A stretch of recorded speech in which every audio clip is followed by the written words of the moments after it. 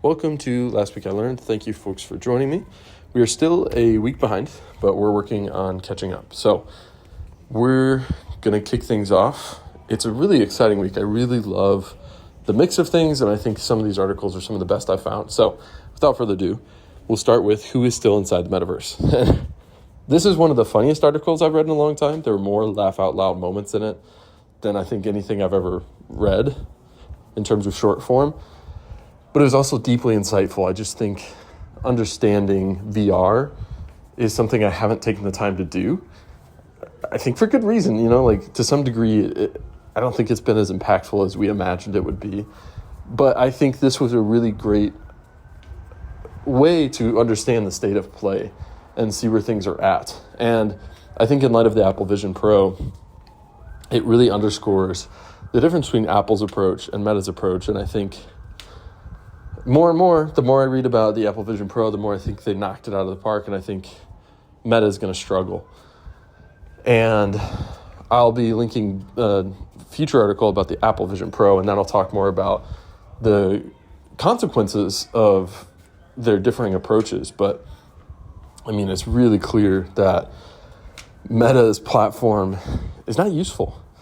And I think we've had a lot of fads come and go that are not incredibly useful. I think crypto is not at this point useful.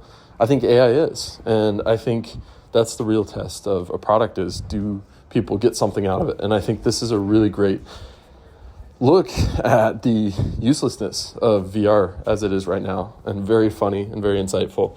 And to kind of pair with it, I really loved the next article, which is called The Presence Shortage. And it talks about why the virtual world is different than the in-person world.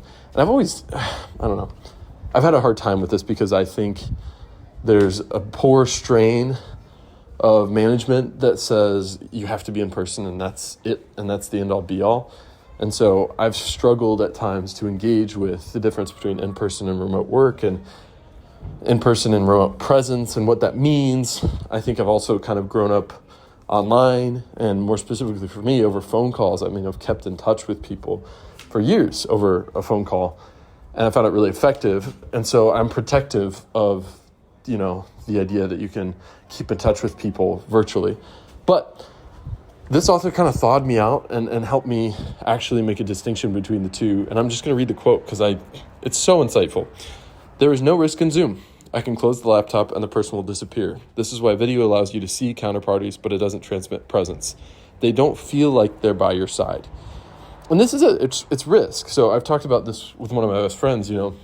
What we've kind of come to conclude is you can do maintenance on a relationship from a distance, but to grow, you generally have to be in person, because we build relationships, we build things with risk, and online there's not risk. And so one thing I want to note, though, before I move on here, is that this does not mean that online world is worse. This is, a quality of the online world, and it comes with real benefits. There's research out that being on Zoom can help certain kids in school because they're able to manage risk differently. So if they're getting bullied or they're in a toxic situation, they have many more options in some ways online or via Zoom than they would in the classroom, right? And so there's benefits to this, but it's a quality of online life, and it comes with pros and cons. And I think, unfortunately, there's a certain strain of people who only talk about the negatives, but that's for a different day. All right, next up, how I exited 3 companies and became an angel investor. So this is an article by a friend of a friend. I forget how I found it. I think it was someone posted it on LinkedIn, and I found it incredibly compelling. I really love this guy. One, he's been personally helpful to me. He's gone out of his way, even though he doesn't really know me, to give me great advice and thoughts. And second of all, I think for a long time I've had this idea about a fictional story that talks about what happens after the fairy tale ending, right? And this is what that article is. This guy, he did the thing. He exited 3 companies. He's incredibly successful. And I think most people just only keep talking about their successes after that. Even if they fail later, they keep going back to their successes and pointing to them. And they don't really talk about what it's like after the fairy tale ends. And Scott does, and I think it's incredibly interesting. I found it fascinating. He's humble and honest, and I really appreciate his work here. Next up, the gentrification of deposits. Now, first off, I don't like the title. I think it's deceptive. When I read this, I thought it was going to be about the difference between using local banks, regional banks, and global banks, and the effect it has on local economies, right? So there really is such a thing as a gentrification of deposits, and it's really important to choose your bank well. I don't do it. I probably should, but choosing a local bank can have a huge impact on your local community because they lend differently, right? So basically the trade you make with a bank is you give them your money and they give you interest and they get to use your money in the meantime. And different banks use that money differently, and that can be really important.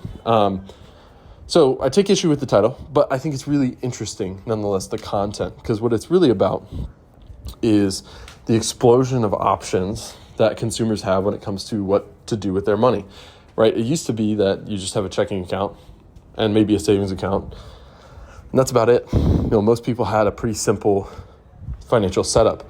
And now with the rise of fintech, it has gotten incredibly complicated. And it's tough to parse out the difference between all these companies and what they do. What I love about this article is it gives you a really great framework for understanding what's happening in the space and how it affects you. So it's kind of from a company perspective, but as a consumer, I found it really, really useful. All right. Last but not least is called the Lumumba myth. So this is kind of what I would call a shallow dive, right?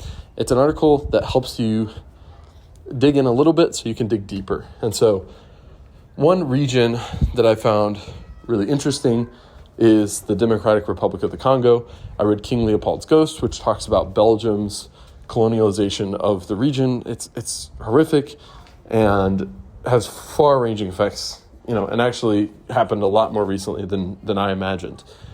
And so what this talks about, though, is when the Democratic Republic of the Congo finally attained independence, there was a really charismatic leader who pushed it into the new age. And he was the prime minister, and he was deposed in a coup and then assassinated. And this talks about the CIA's involvement, and just as kind of a counterfactual of imagining, what if this man had remained alive? What if he'd remained the leader? What would the Democratic Republic of the Congo look like today? And I think that's a really important question and a very interesting one. So I think it's really worth reading about. It touches close to home. I had a friend who grew up in the Democratic Republic of the Congo and fled because of political violence. And so I found it really interesting. This is one I would like to read more about, and I hope you get something out of it too. All right.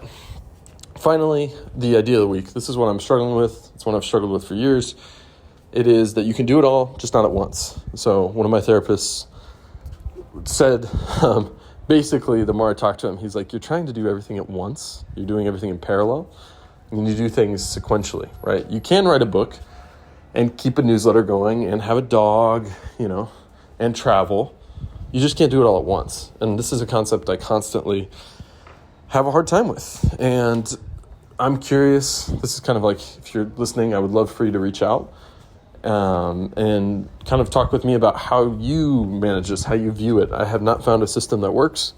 Most of the time I take on 5 things at once, and then I get tired, and then I drop 3 of them, and then I pick up 5, again the next week. So it's kind of a constant game. And so I would love advice. All right, last 2 little things here. 21 Jump Street, the musical. This is a Lin-Manuel Miranda I hadn't heard before. It is incredibly interesting. It's about a female police officer who goes undercover at a high school in a drug sting, and a really sweet kid who has a crush on her and tries to sell her drugs. Really interesting. 1, great music. 2, great story. And 3, the political backstory is really interesting. So I highly recommend it. Finally, the cause of the week. I'm trying to do this. I want to start to give a little bit each week, and so I'm just sharing what I give to. So it's called Westside German Shepherd Rental. German Shepherd Rescue. And they do really great work. German Shepherds are difficult dogs to deal with, and so they get given up quite a bit. And they need a lot of help. And so this organization I work with directly, and they do great work. So it would mean a lot if you could send some money their way. And that is all I have for this week. Thank you so much for joining me, and I hope to make these kind of more consistent as time goes on.